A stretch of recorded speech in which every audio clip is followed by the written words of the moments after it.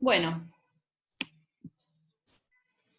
arranco y me detienen cualquier cosa y ya sabemos que se va a cortar en algún momento y así vamos a ir entrando sistemáticamente hasta que terminemos la clase. Por lo menos lo que eso me permite es tener varios videos cortos y se los puedo subir sin problemas al aula virtual. ¿Está? Por eso sigo eligiendo esta forma. Bueno, hoy de psicofármacos vamos a hacer un repaso así a grandes rasgos, ¿sí? Para entender a qué nos referimos cuando hablamos de psicofármacos, ¿no? En realidad estamos hablando de sustancias psicotrópicas, sustancias que generan algún efecto en el sistema nervioso central. ¿Ah? Que estos pueden ser de depresión, de estímulo o una alteración de tipo psicótica. En base a eso se han clasificado a los psicofármacos o a las drogas en lo que son psicolépticas cuando deprimen, psicoanalépticas cuando estimulan y psicodislépticas. ¿Sí? Hoy vamos a ver, creo que casi todas menos litio, ¿sí? O por lo menos es la intención, ¿sí? Ver casi todas. Y algunas de las psicoanalépticas como los antidepresivos. Arranquemos con barbitúricos, que es una de las drogas por lo menos de más estudiadas, ¿sí? Los barbitúricos son drogas que tienen un muy bajo índice de seguridad, con una rápida tolerancia, donde más allá del efecto buscado, sí siempre se necesita más cantidad de dosis en el tiempo para llegar a los mismos objetivos. Eso hace que no vayamos a encontrar quizás una dosis letal exacta de barbitúricos, porque no es lo mismo la dosis letal 50 experimental en gente que no consume barbitúricos crónicamente o el que consume crónicamente. Esto por la gran tolerancia que tiene. Además hacen tolerancia cruzadas con alcohol y con las benzodiazepinas. Generan dependencia psicofísica. Esto es porque hay tolerancia. Como hay tolerancia, esta tolerancia, hay una adaptación neuroplástica, que es lo que se traduce en una dependencia, que cuando se corta bruscamente la exposición a los barbitúricos, hay síntomas de abstinencia. La realidad es que todas estas cosas, y el bajo índice de seguridad, esta rápida tolerancia que genera dependencia y abstinencia en el cese, ha hecho que los usos se hayan limitado, ¿sí? Los de los barbitúricos. Inicialmente fue una droga donde, al ser sedante, hipnótica, anestésica o anticonvulsivante, se la usaba para todo. ¿Sí? Alguien no podía dormir, un barbitúrico. Alguien estaba nervioso, el barbitúrico. Entonces, este gran uso masivo dio a conocer, o dio a empezar a ver todas las complicaciones de estas características, ¿sí? De los barbitúricos.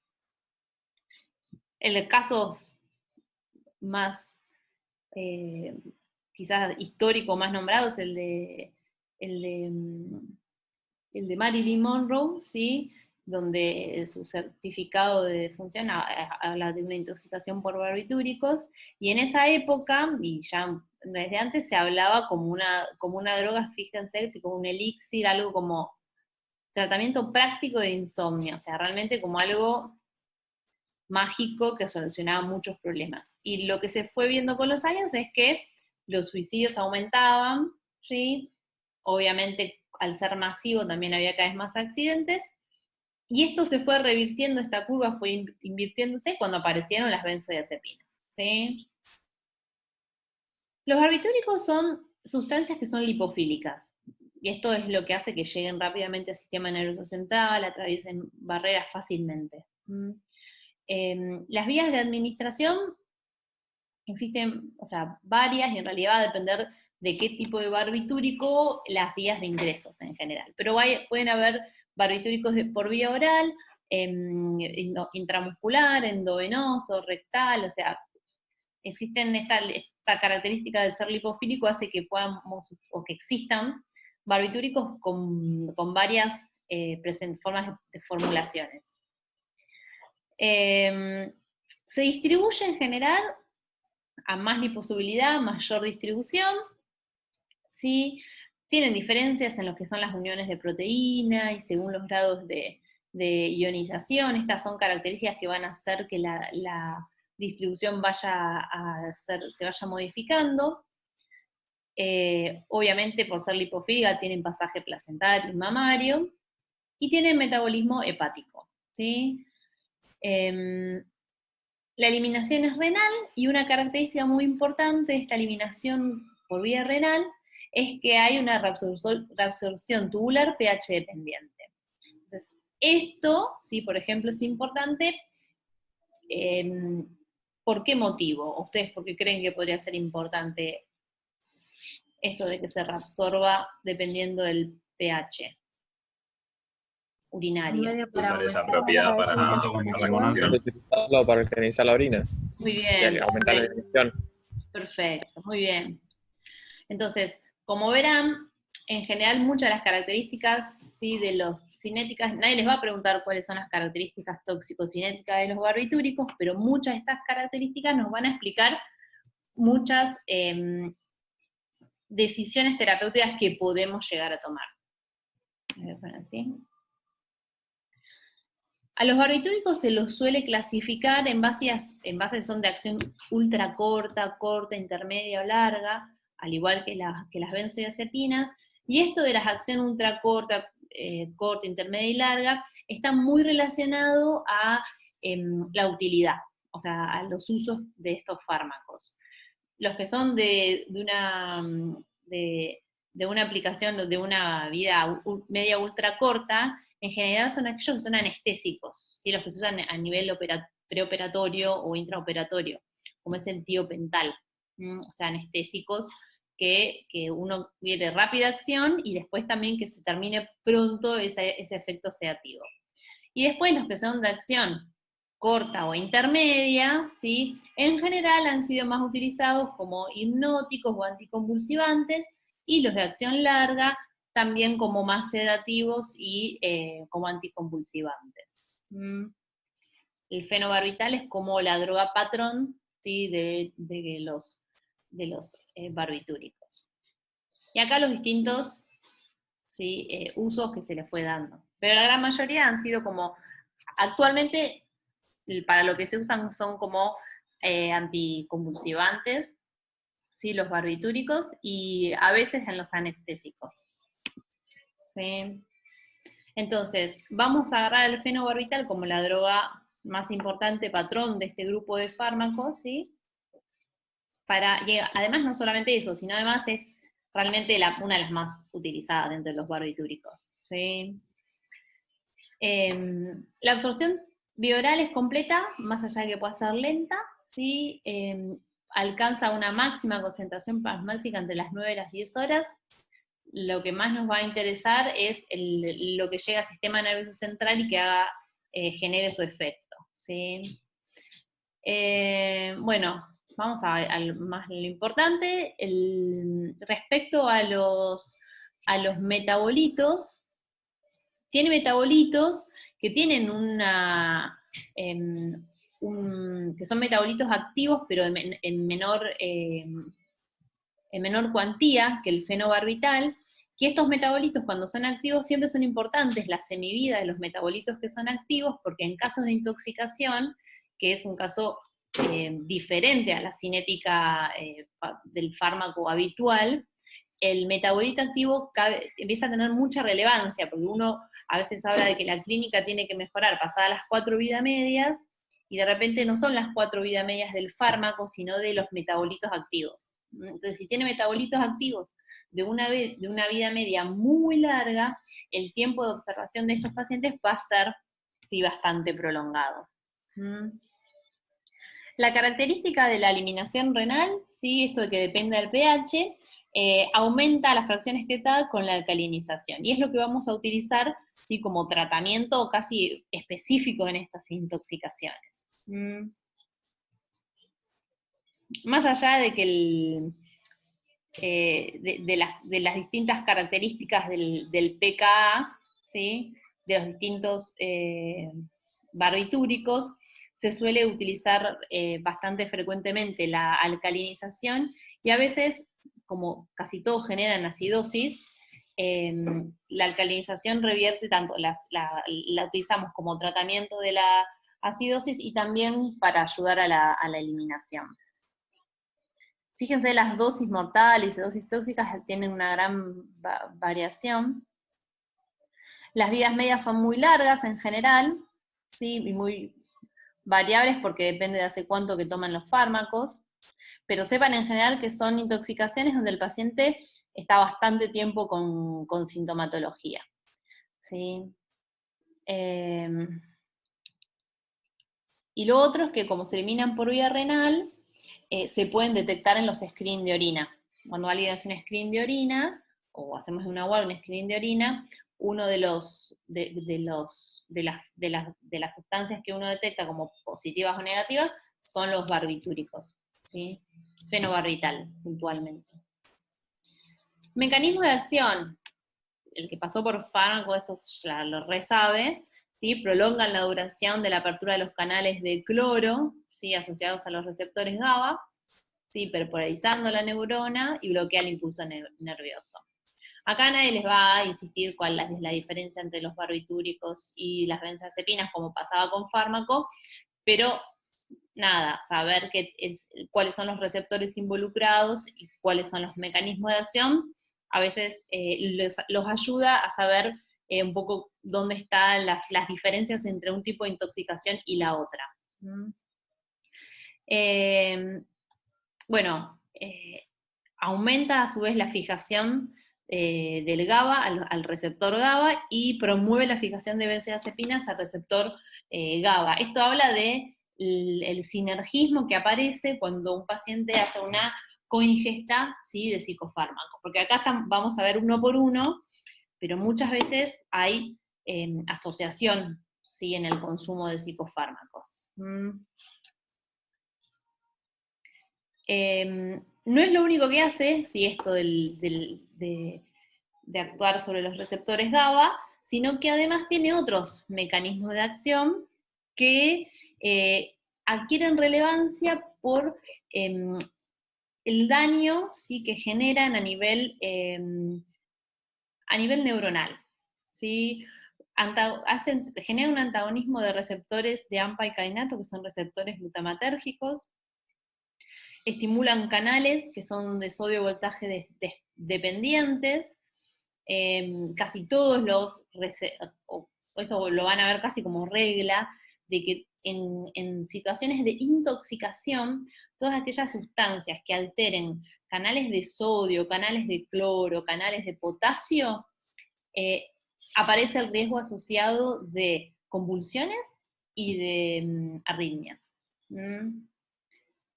Inhibe canales de calcio, ¿sí? A nivel, principalmente en miocardio y a nivel mitocondrial, inhibe canales de potasio a dosis altas, estimulan los sistemas microsomales hepáticos y disminuye el metabolismo basal. Y lo que genera son neurotoxicidad por daño mitocondrial a nivel del sistema nervioso central, que esto se ve más que nada a veces con alguna secuela en pacientes intoxicados graves o en los pacientes que quizás hacen un mal uso de los fármacos.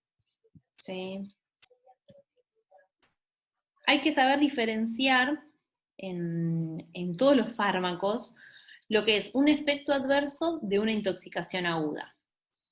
Porque muchas veces el paciente puede consultar por un efecto adverso, o la palabra apropiada es reacción adversa a un medicamento, y eso no es sinónimo de una intoxicación. En la reacción adversa a medicamentos se producen a dosis terapéuticas, es un efecto que aparece no buscado, o sea, no deseado y no buscado en una dosis habitual. ¿Sí? Náuseas, vómitos, pero lo más graves o las cosas más graves, sí, que uno tiene que buscar son las alteraciones, sí, cutáneas, exantemas, urticarias, principalmente Steven Johnson, y angioedemas. Eso es como lo más grave de los efectos adversos. Está descrito excitación paradojal en niños y ancianos, somnolencia, déficit de vitamina K, pero estas no son, o sea, no son tan graves. Los efectos paradojales en niños y ancianos es algo muy frecuente. Es muy frecuente y lo que es el abordaje es muy difícil, porque uno sabe que el paciente está con un efecto paradojal de una sustancia depresora y uno tiende a querer darle otra sustancia depresora, y lo que hacemos es, que no está mal, porque lo necesita en ese momento porque está en estado de excitación, pero es una situación en donde el paciente se prolonga los días de internación, porque uno tiene que resolver la excitación con una droga que es depresora, y entonces después tiene 2 drogas depresoras que van a estar más, hace que el paciente termine estando más tiempo en observación por somnolencia, deterioro del sensorio, etc. Y en los niños y en los ancianos, el leve deterioro del sensorio o la somnolencia ya es riesgo de que se caigan y tengan un traumatismo encefalocraneano. Entonces es algo que en los niños y los ancianos, eso es algo que uno no le da el alta en esas características de paciente, porque sabe que va a reingresar, si no. En la intoxicación aguda, lo que pasa es que el paciente no es una dosis habitual, ¿sí? Es una dosis mucho mayor, no es una dosis indicada por el médico, ¿sí? Esa es la diferencia principal entre la intoxicación aguda y el efecto adverso. En el efecto adverso uno no está pensando en darle carbón activado o alcalinizar la orina, no, en el efecto adverso uno sabe que tiene que modificar la dosis y listo, y hacer un control o suspender las dosis y hacer un control de la complicación que surgió. En la intoxicación aguda, y sí uno piensa en qué medidas de decontaminación tengo que hacer y qué tratamientos específicos existen. La intoxicación aguda se caracteriza porque progresa hacia el coma. O sea, la evolución es de un paciente en coma. Hipotonía, en los casos de hipertonía, sí, está más por el lado de la descerebración, lo mismo de la miosis es lo frecuente, pero puede haber migrasis cuando hay hipoxia a nivel del sistema nervioso central, pero tiende a ser un síndrome sedativo hipnótico, un paciente todo en menos, ¿sí? Deterioro sensorio, con hipotonía, por hiporreflexia, con depresión respiratoria, con miosis, con hipotensión, con hipoglucemias, acidosis, hipotermia. Es muy, muy parecido a una intoxicación alcohólica, ¿sí? Pero no tiene ni aliento etílico ni vómitos, ¿sí? O sea, muchas veces la gran mayoría de los pacientes alcohólicos ingresan con vómitos y a veces con diuresis positiva. Las complicaciones, las respiratorias, estrés respiratorio, o edema agudo de pulmón, o broncoaspiración, ¿sí? Y las otras cosas que pueden aparecer son las rhabdomiólisis, que eso trae aparejado insuficiencia renal, y empeora mucho más el cuadro, y las lesiones cutáneas, estas de urticaria, exantemas, pueden aparecer dentro de las complicaciones como necrosis cutánea, o sea, como que se compliquen a unas lesiones necróticas a nivel cutáneo, que no es así todo algo muy frecuente. Lo más frecuente son las complicaciones respiratorias. Diagnóstico: síndrome sedativo con un antecedente de exposición, con un screening en orina que sea positivo para barbitúricos, y luego uno puede hacer una detección cuantitativa. La puede hacer en orina o, como toda droga que es anticonvulsivante, puede pedir en sangre. O sea, el dosaje de fenobarbital en sangre. ¿Sí? Eso está muy bueno porque eso hace el diagnóstico de certeza. ¿Sí? ¿Cómo lo descarto esto de un alcohol? Pidiendo una alcoholemia. No queda otra. ¿Qué vamos a hacer? Y acá les doy la derecha, siempre ABC. Siempre lo que es ventilación, una buena oxigenación, ¿sí? Asegurarnos una vía aérea permeable, un paciente con un acceso periférico para asegurar un buen control hemodinámico, ¿sí? Cardiovascular, y con el laboratorio ver si hay qué tipo de correcciones del medio interno voy a tener que hacer o qué tipo de órganos están afectados. ¿Qué tipo de medidas de rescate puedo utilizar? Puedo utilizar el carbón activado seriado, para el caso del fenobarbital, que si el paciente está con un deterioro del sensorio, lo que se hace es, cuando se protege la vía aérea, un lavado gástrico, ¿sí? Una vez que se intubó el paciente. ¿Mm? Diuresis forzada, en realidad la diuresis forzada no es tanto con la intención de aumentar la eliminación, sino asegurar un buen ritmo diurético, que es el riñón es el órgano encargado de eliminar del organismo todos estos barbitúricos. Entonces hay que mantener un muy buen ritmo diurético, ¿sí? Y lo otro que vamos a tener, ¿sí?, es el tema de la alcalinización urinaria, que fue lo que ustedes nombraron al principio de forma perfecta. ¿Sí? La alcalinización urinaria, lo que tienen que sí o sí saber es cómo se hace. Es algo que es muy complejo de hacer, muy complejo en el sentido que requiere que uno estar sobre el paciente, ¿sí? Vamos a dar bicarbonato de sodio, 2 miliequivalentes kilo, con el objetivo de lograr, ¿sí?, un pH urinario entre 7,5 a 8. Ese es nuestro objetivo, controlando el pH sanguíneo de que no sea mayor, ¿sí?, a 7,5 o 7,6. Entonces, y vamos a tener que sacar sangre y hacer análisis de orina cada hora, ¿sí?, hasta obtener este objetivo, ¿sí?, de alcalinización. Y una vez que llegamos a este objetivo de alcalinización, lo que se hace es colocar una infusión continua de bicarbonato, ¿sí?, de sodio, e ir regulándola según los parámetros de laboratorio. ¿Qué parámetros? Principalmente los que son las complicaciones, la alcalosis, la hipocalemia y los pHs objetivos que tenemos, ¿sí? O sea, vamos a tener que tener ese balance entre lo que yo estoy buscando, que es el pH urinario de 7,5 y 8, y que no aparezcan, ¿sí?, efectos adversos, la alcalosis y la hipocalemia principalmente.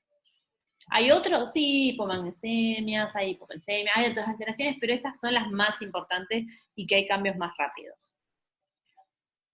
¿Qué pasa si esto no soluciona o el paciente es demasiado grave y esto necesita hacer otra cosa? La otra cosa que se hace, y se hace muy frecuentemente, es la diálisis. ¿Sí? Hay que considerar la diálisis en estos pacientes. ¿En quién los voy a considerar? En aquellos que tengan dosaje en sangre de mayor de fenobarbital, mayor de 100 miligramos por litro, y de los otros barbitúricos, todos los otros es cuando tienen mayor de 50 miligramos decilitro. ¿Sí? En general la diálisis está indicada para los casos de dosajes, que tengamos dosaje, o pacientes graves. Insuficiencia renal, una acidosis que no revierte con alcalinización. ¿Sí?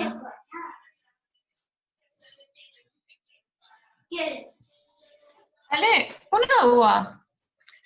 Una duda sobre el diagnóstico de certeza. ¿Con que ya lo detectemos en orina, es necesario hacerle un análisis de sangre para también detectarlo en sangre, o con la orina está bien? ¿Los dos? Los screening de orinas no son diagnóstico de certeza. Hay una enorme cantidad de falsos positivos y falsos negativos. Es un listón. Después de última se los paso cuando ya sepan qué cosas hay en orina que puedan pedir, que muchas ya como que cuando terminemos esta clase ya van a estar un poco, opiáceos es la única clase que les falta y ya vieron todas las cosas que podemos detectar en un screen de orina, pero hay muchos falsos positivos por barbitúricos. Entonces hay que pedir siempre un dosaje. Aparte del dosaje, te hace el diagnóstico de certeza, y si resulta que es mayor de lo que vos esperabas, puede que lo mandes precozmente a diálisis. Entonces siempre haces un dosaje de fenobarbital. Incluso si vos sabés que el paciente se tomó fenobarbital, porque lo encontraron, y directamente le haces el dosaje en sangre, y el screen de orina lo haces más para ver si no hay otro, no sé, si no hay benzodiazepina, si no hay algo más asociado. Y una pregunta, Sí. ¿puede únicamente alcanzar con la decontaminación del carbón activado? Sí. ¿No necesitar alcalinizar la orina? Sí. Sí. Eso es y eso del tiempo. Como que, Si ¿cómo me doy cuenta? Porque el paciente va a llegar, y lo primero que vas a tener que preguntar con el paciente es hace cuánto fue la sobreingesta. Cuando la sobreingesta fue precoz, ¿sí? Lo más probable es que el paciente, cuanto más precoz fue y consultó a la guardia, menos síntomas va a tener. Entonces, más chance tiene el carbón activado de ser efectivo y que el paciente no evolucione en su clínica, o que la evolución sea leve, ¿sí? Ahora, Claro. muchas veces vos no sabés en dónde está, si lo toma crónicamente o no lo sabés. Si el paciente llegó hace 2 minutos y vos le estás dando el carbón activado, igual vos no te quedas tranquilo y le vas a hacer laboratorio, le vas a hacer todos los estudios. ¿Qué son todos los estudios? Una función renal, un estado ácido base, le vas a pedir el screen de orina buscando eso y otras cosas más, ¿sí? Haces todas esas evaluaciones, un electrocardiograma. Cuando tenés ese resultado, más o menos tenés una idea de cómo está ese paciente ahora. Según la evolución, uno pide un nuevo laboratorio. ¿Sí? Eso habitualmente es a las 2 horas, a las 4 horas, va a depender de cómo evoluciona el paciente, si la evolución es rápidamente con deterioro del sensorio o no. Y a medida que vos pedís laboratorios, vas viendo, ¿sí?, cómo evoluciona la clínica, entonces vas a agarrar y vas a empezar a indicar, ¿sí?, lo que sea necesario, si es alcalinización, alcalinización o si es diálisis. ¿Mm? Porque vos no indicás precozmente a veces la alcalinización. ¿Sí? Claro. Si estás dentro de la primera hora, te la jugás con un carbón activado, o sea, te la jugás, le indicás un carbón activado seriado. ¿Sí? Ahora, te pasaste de esa hora y ya el carbón activado, la efectividad es menor. Con el tiempo de la hora cada vez va a ser menor. Entonces ahí el paciente vas a buscar que si tiene un pH descendido o un bicarbonato bajo, algo que te indique que el paciente está haciendo una acidosis, para vos indicarle la alcalinización. Porque si no, a la primera dosis de alcalinización, el paciente ya entró con más complicaciones.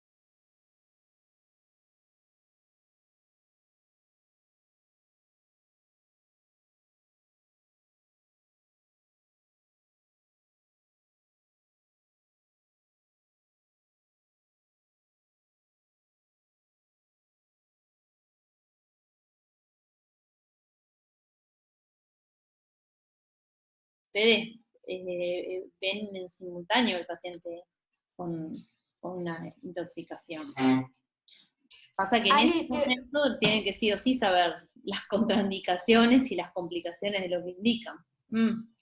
Una pregunta, entonces a estos pacientes siempre voy a tener que dar carbón activado por sonda, porque por más de que ahora no tenga deterioro del sensorio, si se absorbe mientras... Siempre y jamás son dos cosas que en medicina no, o sea, sí. Te miento si te digo siempre, va a ser lo más frecuente. Claro, está bien, porque... con deterioro del sensorio. Claro, está bien, porque si no quizás lo empiezo a hacer y empieza a tener deterioro de sensorio mientras lo estoy haciendo a eso. Exacto. Claro, ok, gracias. Sí. Doctora, es previa intubación, ¿no? ¿Qué cosa? O sea, se tiene que intubar al paciente para luego colocarle la sonda, digo, para protegerle de la vía aérea. Si uno coloca primero la sonda nasogástrica o la intubación, sí. Primero siempre intubas al paciente. Y después le colocas la sonda nasogástrica para hacer lavado. Siempre primero la vía aérea, siempre. Un paciente que viene con una ingesta muy, muy reciente, ¿le vas a hacer todas estas medidas, por ejemplo, intubarlo? Porque No, tal vez es muy cruento para alguien que sigue consciente. Tiene indicaciones, la intubación uno le indica si hay insuficiencia respiratoria. Si no hay insuficiencia respiratoria o el paciente no tiene, si el paciente protege su vía aérea, uno no le indica. No es que uno no es tan sencillo intubar, tienen bastantes complicaciones. O sea, el procedimiento de la intubación tiene muchas complicaciones, ¿sí? El paciente, en lo que es el periodo de extubación, hay veces que se puede llegar a aspirar, lo que es la adaptación a la asistencia respiratoria mecánica, lo que es el episodio traumático del procedimiento. Todos terminan con ardor o lesiones en lo que es faringe, ni hablar si el que hizo la intubación es alguien no entrenado, a veces hay ruptura de dientes, o sea, no es algo tan sencillo la intubación. Ok. Y Bueno. en cuanto a las ondas vesicales, ¿cuándo se las pondrías? ¿Siempre también, como para saber cuál es el ritmo diurético, o con hacer un laboratorio de función renal estamos bien? La sonda vesical se coloca para controlar en forma estricta una diuresis en un paciente si al paciente lo intubaste, el paciente también vas a colocarle una sonda vesical, porque ese paciente no va a avisar. Entonces se registra y se cuantifica la orina a través de sonda vesical. Cuando intubaste, pusiste además una sonda vesical. Y después, en pacientes despiertos, se lo coloca si es que tiene una retención aguda de orina, o si yo quiero hacer una cuantificación estricta de la diuresis, como por ejemplo en las rhabdomiólisis. Cuando el paciente tiene una rhabdomiólisis, grave en general, tengo que colocar una sonda vesical para control del ritmo urinario. Sí. Okay. Bueno, seguimos. Benzodiazepinas. De benzodiazepinas se la utiliza prácticamente para muchísimas cosas, entre ellas lo que es sedativo, hipnótico, ansiolítico, miorelajante, anticonvulsivante, y tiene un margen de seguridad muy amplio.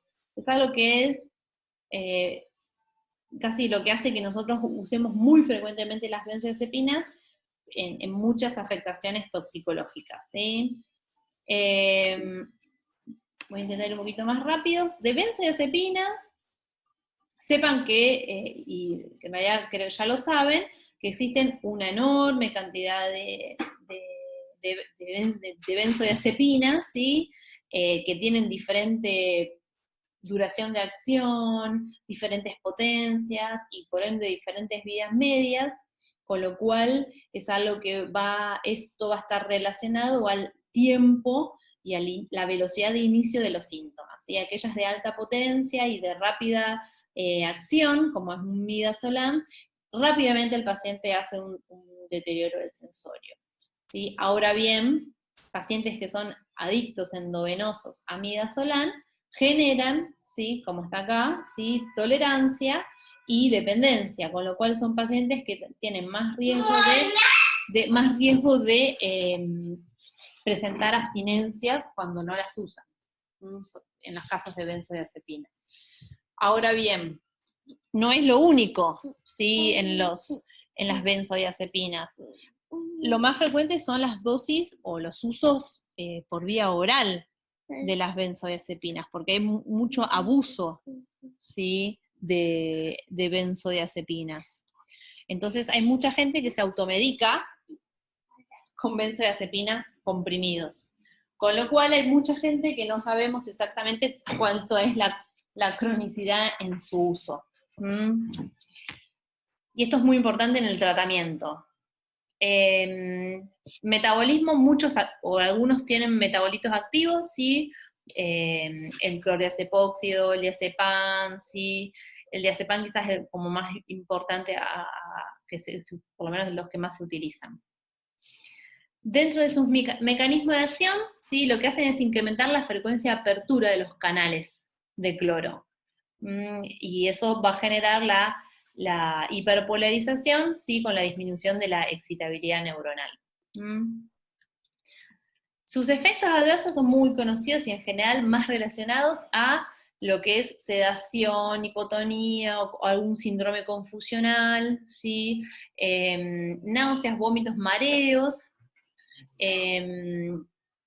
Están descritas, ¿sí? Lo que son alteraciones cognitivas con el uso crónico y alteraciones de la libido, y los efectos paradojales principalmente en niños, ¿sí?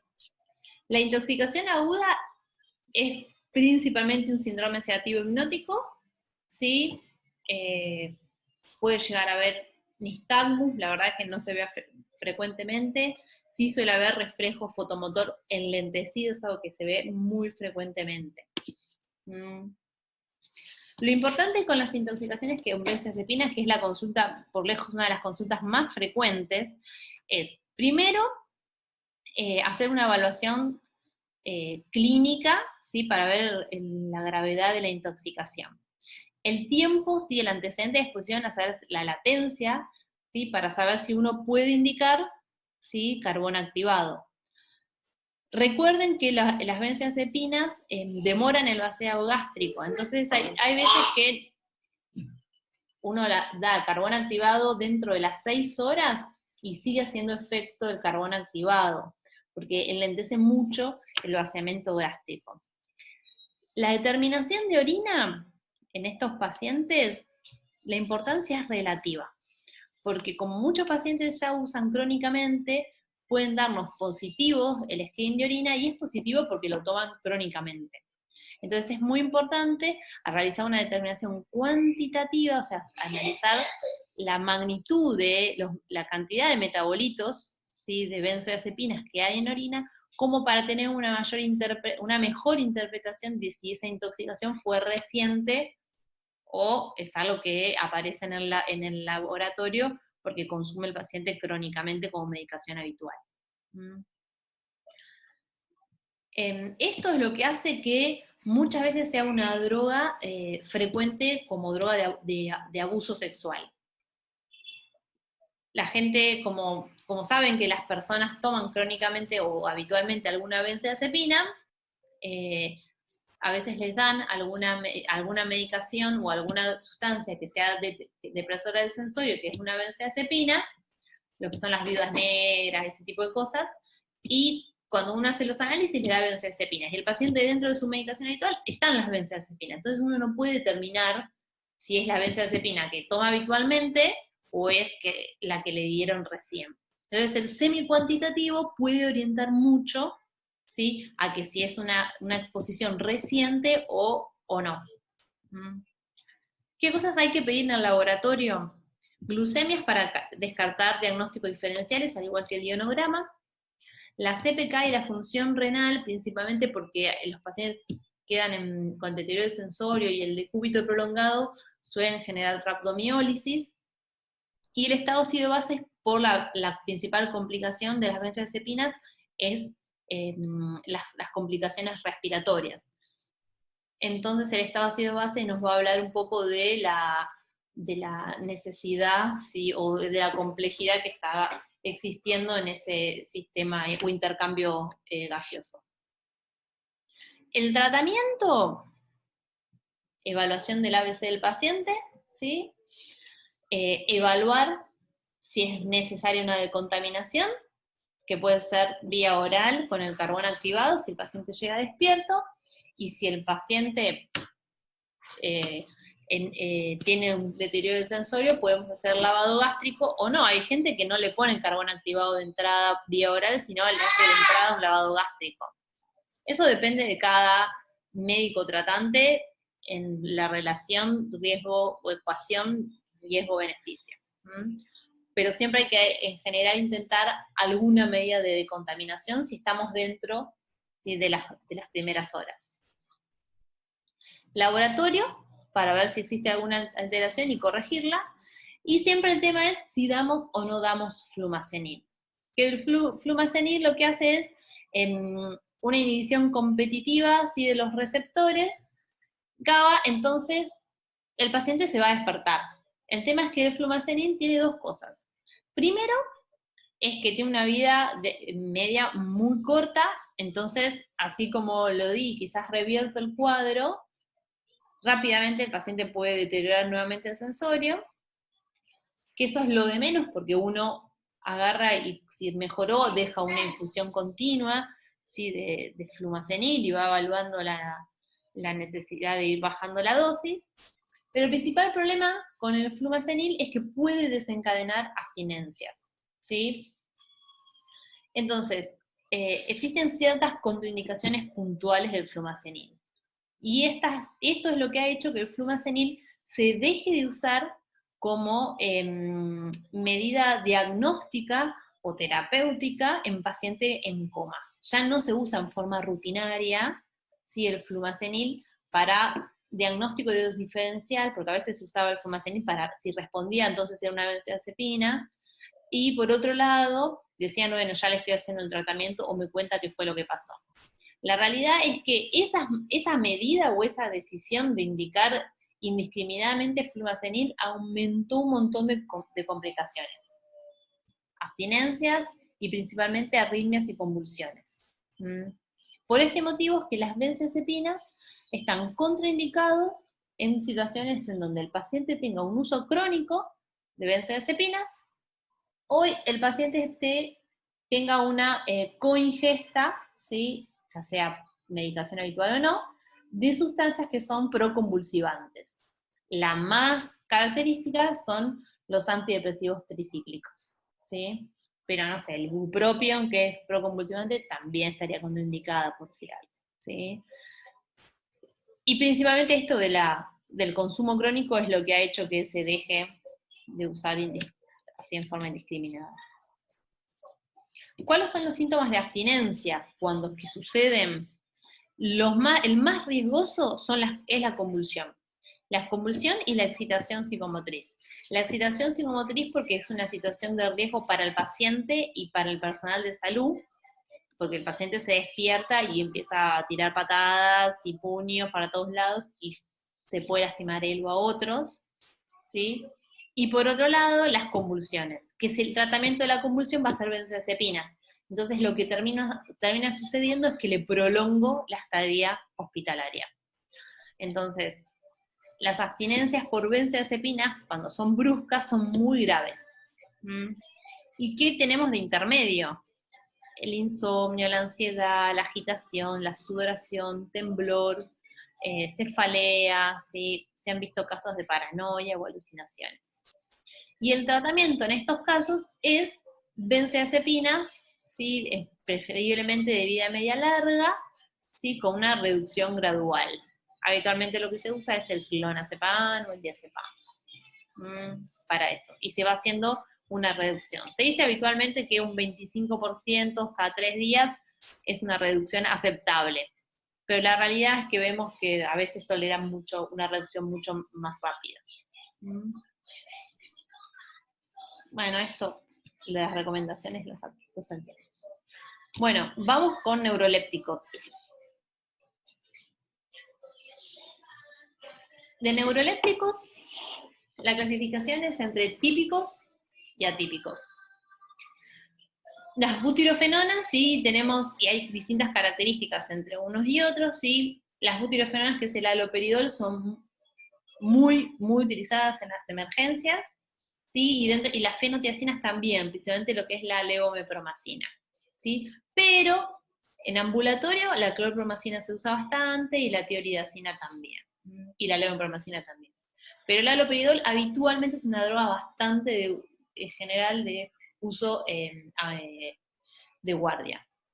De entre los atípicos, ¿sí?, tenemos, sí, lo que es principalmente la risperidona, la quetiapina, la clozapina, olanzapina. La verdad que existen cada vez más, ¿sí?, dentro de los que son atípicos, y lo que tienen son ciertas diferencias, ¿sí?, en sus mecanismos de acción y efectos adversos. Los típicos habitualmente mejoran rápidamente los que son síntomas positivos, ¿sí?, de los trastornos psicóticos. Las alucinaciones, la paranoia, la desorganización del pensamiento, ¿sí? Afecta principalmente a eso. Y tienen mayor riesgo de presentar síndromes o síntomas, ¿sí?, extrapiramidales. Algunos son de mayor afinidad por los receptores dopaminérgicos que otros. Por ejemplo, el haloperidol tiene una muy alta potencia por los receptores dopaminérgicos, entonces habitualmente es más frecuente encontrar síntomas extrapiramidales por haloperidol, por ejemplo. Y dentro de los atípicos, tenemos que mejoran tanto en síntomas positivos y negativos, menos riesgo de efectos adversos de extrapiramidalismo, ¿sí? Y una acción tipo selectiva en receptores, ¿sí?, que son serotoninérgicos y dopaminérgicos a nivel del sistema mesolímbico. De su toxicodinamia es lo que va a explicar todas las manifestaciones clínicas, ¿sí? El bloqueo alfa 1 principalmente va a generar efectos de hipotensión ortostática y sedación principalmente.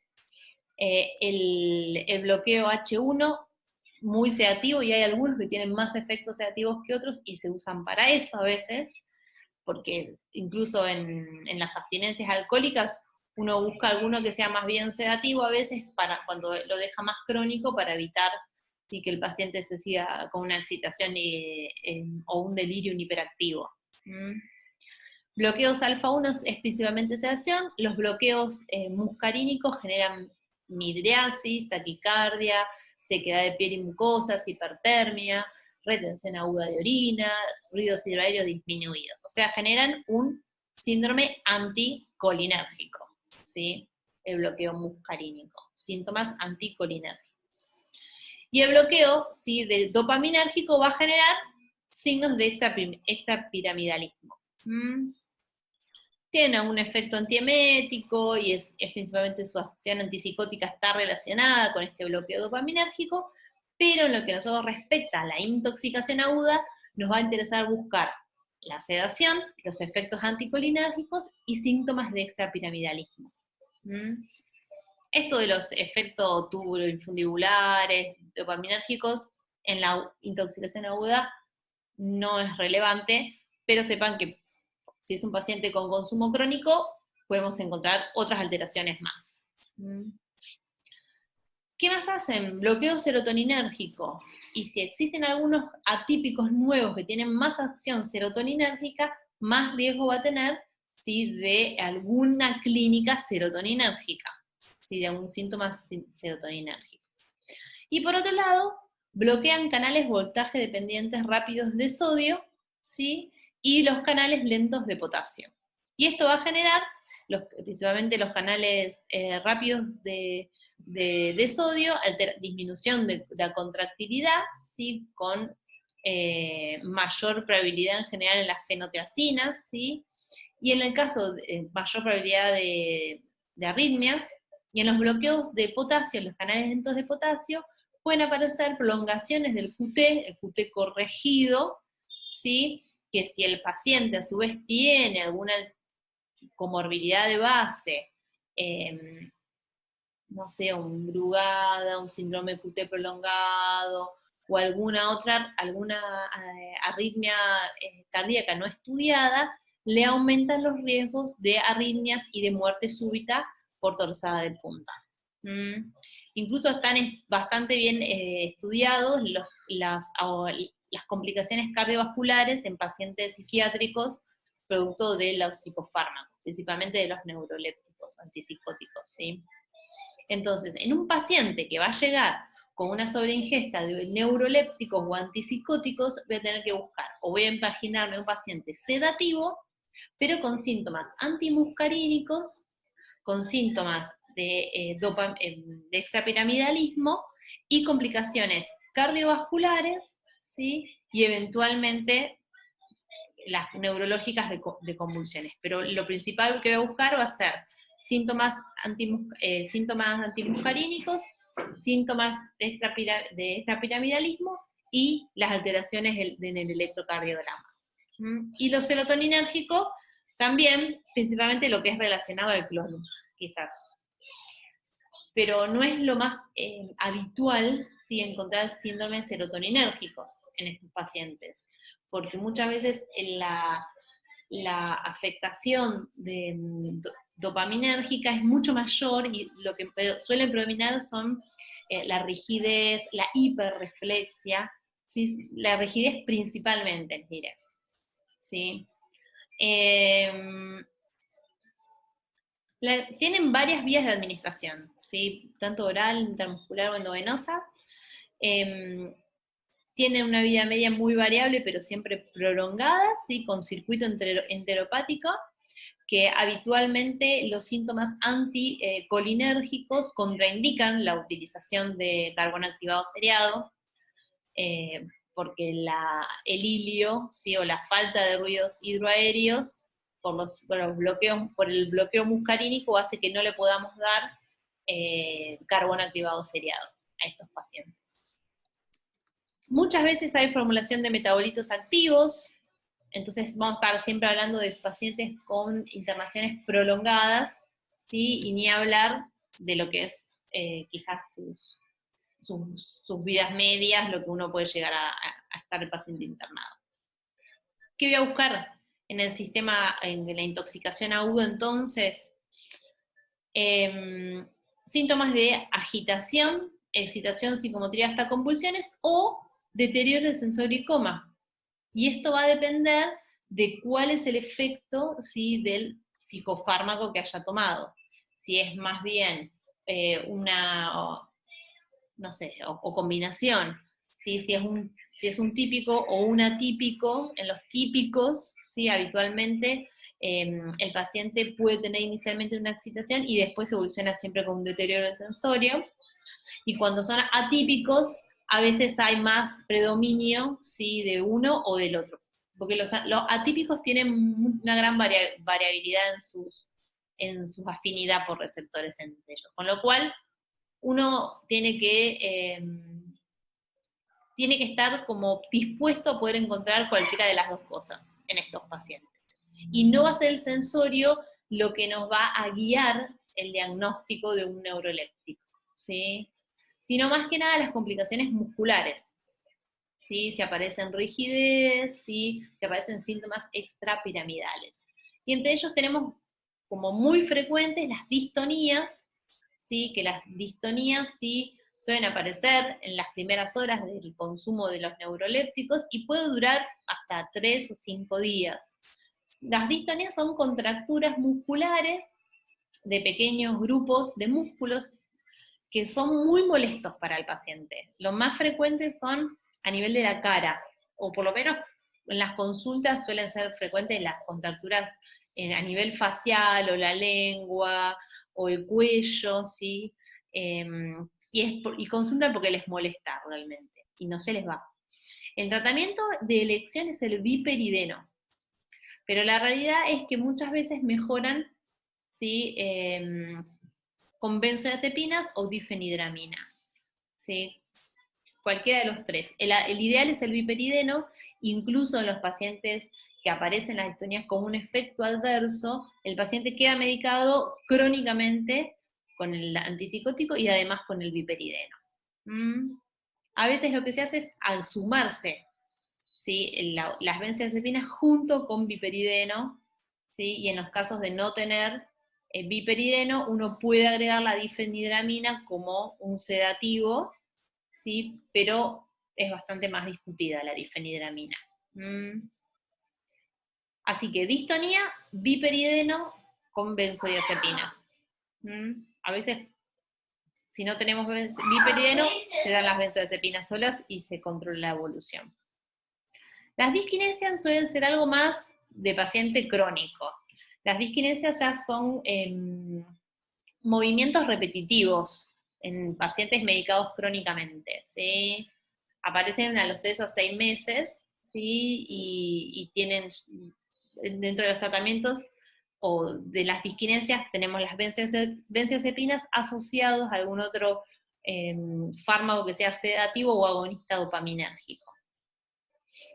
Y la acaticia, que es muy grave, ¿sí?, puede aparecer mucho más tardíamente. La acaticia es un estado en donde el paciente tiene movimientos estereotipados, con agitación permanente,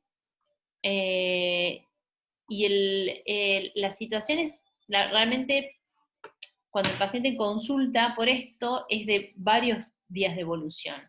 No suele ser algo frecuente en la guardia, porque habitualmente, como son personas que lo toman crónicamente, suelen consultar más a su psiquiatra que a la guardia por una acaticia. No es lo más, o sea, algo que puede aparecer, pero es mucho más frecuente en la consulta de consultorio, la acaticia. Pero bueno, puede aparecer. Lo otro que pueden aparecer es Parkinson. De los que son inhibidores de la recaptación de serotonina, que es realmente un grupo de fármacos que se usa muchísimo, ¿sí? Y la sobreingesta muy frecuentes, como las de benzodiazepinas, realmente son muy frecuentes este tipo de intoxicaciones. Tenemos que destacar que hay algunos que tienen metabolitos activos y otros no. Dentro de los que tienen metabolito activo, ¿sí? Son la fluoxetina y la sertralina, ¿sí? Todos tienen tienen metabolismo hepático, ¿sí? A través de las citocromos, de general la 2D6 es la citocromo más involucrada con este tipo de fármacos, ¿sí? Y tienen diferencias realmente sustanciales en lo que son sus características cinéticas, pero la realidad es que no tiene características cinéticas muy relevantes en lo que es las implicancias terapéuticas, ¿sí? Los IRS. Lo que hay que destacar es que todos van a inhibir la recaptación de serotonina y todos las van a aumentar en biofase, entonces todos son fármacos generadores de síndrome serotoninérgico, ¿sí? La sertralina, por otro lado, tiene un efecto débil en otras recaptaciones de aminas, como es la noradrenalina y la dopamina, ¿sí? Pero que esta recaptación, que es débil, cuando es una sobreingesta, puede ser un poco más notoria, ¿sí? Y en el caso de la fluoxetina, ¿sí? Tiene interacción con receptores alfa-adrenérgicos, muscarínicos e histamínicos, que es muy poca, ¿sí? Con lo cual también a veces puede llegar a aparecer algún otro síntoma, ¿sí? Más característico. Bueno, esto es respecto a lo que hace el síndrome serotoninérgico, que ya más o menos lo conocen, ¿sí? Porque ya hablamos de esto, ¿sí? Y a lo que vamos a un poco enfatizar es las manifestaciones clínicas que tienen, cómo diferenciarlo de lo que es un neuroléptico maligno u otro síndrome que incluya rigidez. Se dice que hay una tríada que es la alteración de la conciencia, una tríada diagnóstica o clínica, que es la alteración de la conciencia, la hiperactividad autonómica, ¿sí? Y las alteraciones neuromusculares. Que en realidad es una tríada que lo que hace es como clasificar todos los signos y síntomas. O sea, dentro de lo que son alteraciones de las conciencias, el paciente puede tener o agitación, o ansiedad, o confusión, o hipomanía. Dentro de lo que es la hiperactividad autonómica puede haber hipertermia, puede haber taquicardia, sudoración, midriasis principalmente, y dentro de las alteraciones neuromusculares, rigidez, hiperreflexia, mioclonía, ¿sí? Hipertonía o rigidez marcada, y lo que es patognomónico, que es el clonus, ¿sí? O sea, entonces de esta forma en la tríada lo que hace es clasificar, o sea, pues yo les pregunto cuál es la clínica y me nombran esta tríada, la tríada es simplemente el título, ¿sí? Del conjunto de signos y síntomas que tiene el paciente. Esto no es idiosincrático, no es que a algunos le pasa y a otros no.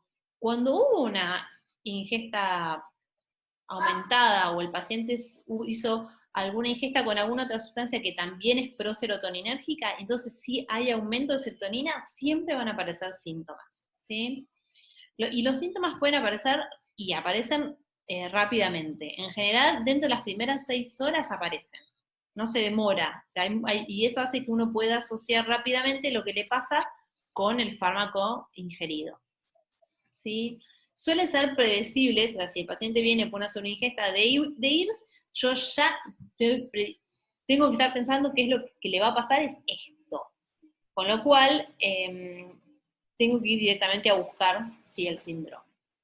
Como les contaba la otra vez, se suele clasificar en leve, moderado y severo o grave, donde el leve es indistinguible de un simpático mimético, lo que lo diferencia es el antecedente a lo cual estuvo expuesto, incluso no hay diferencias ni en el tratamiento, Y en los casos moderados, acá sí, lo que aparece a este leve, esta clínica leve, es el clonus. Que el clonus aparece en predominio y en su inicio en miembros inferiores y progresa hacia superior, que puede ser espontáneo o inducido.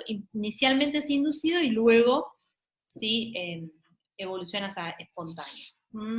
Y en los casos graves ya aparece una fluctuación excesiva de la ATA, shock o delirio, un agitado, convulsiones, rigidez extrema con hipertermia. O sea, son casos como donde cuando hay gravedad no suele ser una duda de que el paciente es grave. No existe un diagnóstico de certeza, ¿sí? El diagnóstico es clínico, con lo cual si ustedes no conocen la clínica, nunca van a hacer el diagnóstico de un serotoninérgico. Existen criterios, ¿sí? Como para si uno no está seguro, ¿sí? De si lo que está viendo es un serotoninérgico, existen criterios diagnósticos que se llaman criterios diagnósticos de Sternbach para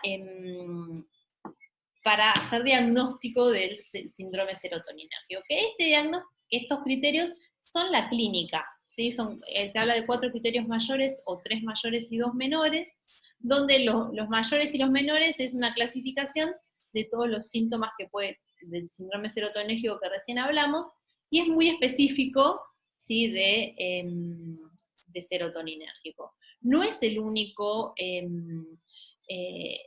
forma de realizar el diagnóstico, sino que también existen otros criterios, además de los de Sternbach, que son los de Hunter. Pero son menos utilizados los de Hunter porque tienen,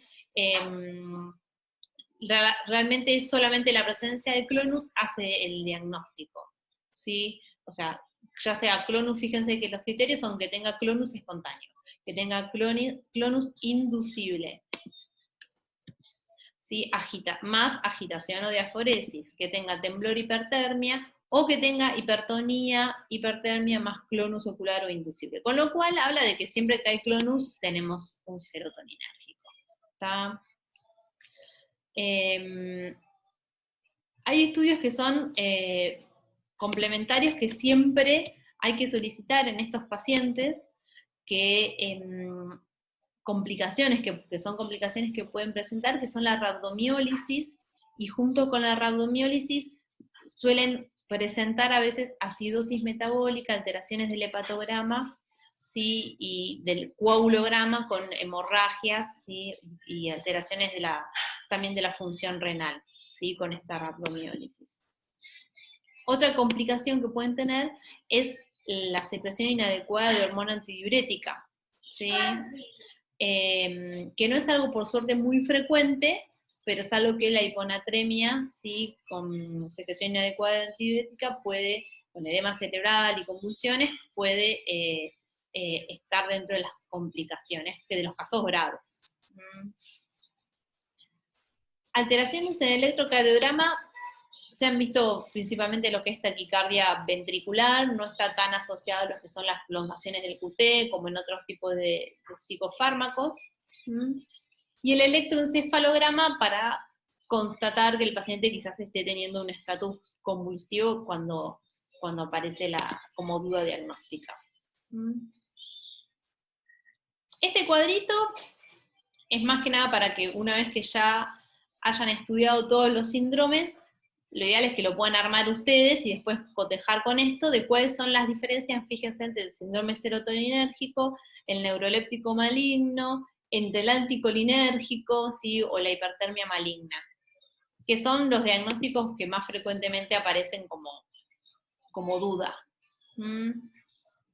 El tratamiento es, si el paciente llegó dentro de las primeras horas, ¿sí? Se habla hasta incluso 2 horas como mucho esperar, uno puede dar carbón activado, ¿sí? Pero si pasó más de 2 horas, acá no hay circuito enteropático, no hay nada especial, con lo cual ya no se hace. Si no está en las primeras 2 horas, no hago medida de contaminación, y si son comprimidos de liberación prolongada, siempre recordar que puedo utilizar irrigación intestinal total, ¿sí?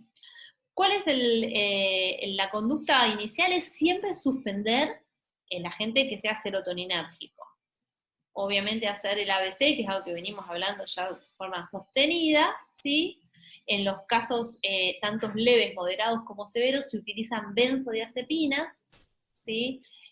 Cuando la benzodiazepina no mejora la hipertensión, se puede llegar a utilizar nitroprusiato, ¿sí?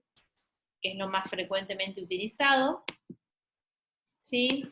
Y en los casos de clínica moderada, o sea que ya el paciente tiene un clonus, se le agrega a las benzodiazepinas la ciproheptadina. ¿Sí? Que la ciproheptadina es el antagonista serotoninérgico, se administra vía oral, con lo cual el paciente va a tener que tener una sonda nasogástrica, ¿sí? Y en los casos graves le sigo agregando, ¿sí? Además de las benzodiazepinas y la ciproheptadina, según la necesidad, veremos de agregar algún relajante no despolarizante como el becuronia, que obviamente ya hablamos de un paciente intubado, ¿sí? En otra. Ahí abajo está la dosis.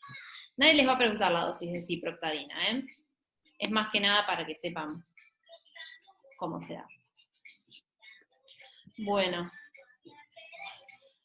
Les digo qué es lo más importante de los nuevos antidepresivos. Porque nuevos antidepresivos habitualmente es más que nada, la idea de los nuevos antidepresivos es saber qué es lo más frecuente, o por lo menos nuestro objetivo es que ustedes, no tanto que sepan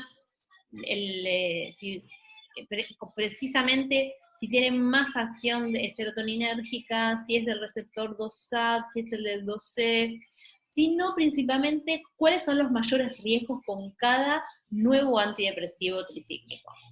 Por ejemplo, ¿cuál es el mayor riesgo con la venlafaxina y la duloxetina? Las complicaciones cardíacas, ¿sí? Por la prolongación del QRS y las convulsiones. Con la trazadona es principalmente cardiológico, ¿sí? QT prolongado o bradicardia. El bupropión, convulsiones.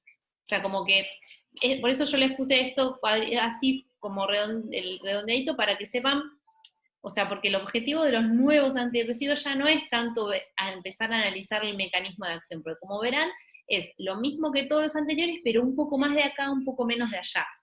Y eso tiene interés cuando yo lo doy como indicación terapéutica, pero una intoxicación, el paciente tiene estimulado todos esos receptores, un poco más, un poco menos. La realidad es que tiene tanta cantidad de bupropión que si es un poco menos la serotonina, no se nota la diferencia.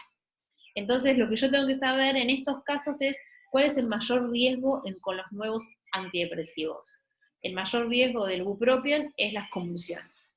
Por eso incluso es la contraindicación en la situación tabáquica. El mayor riesgo de venlafaxina, lo cardiovascular y las convulsiones. ¿Sí? Y así.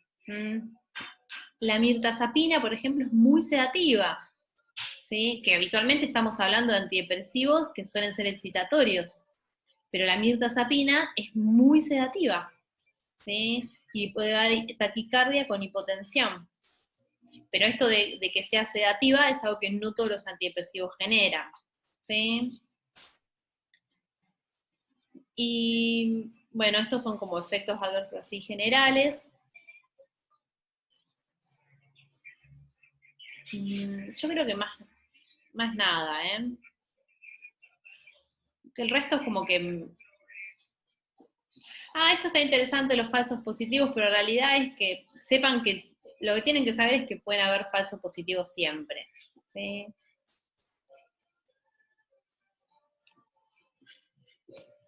Bueno, y creo que nada más, chicos. Porque aparte yo grabé los videos de esa parte, así que ya me van a escuchar ahí todas las veces que quieran.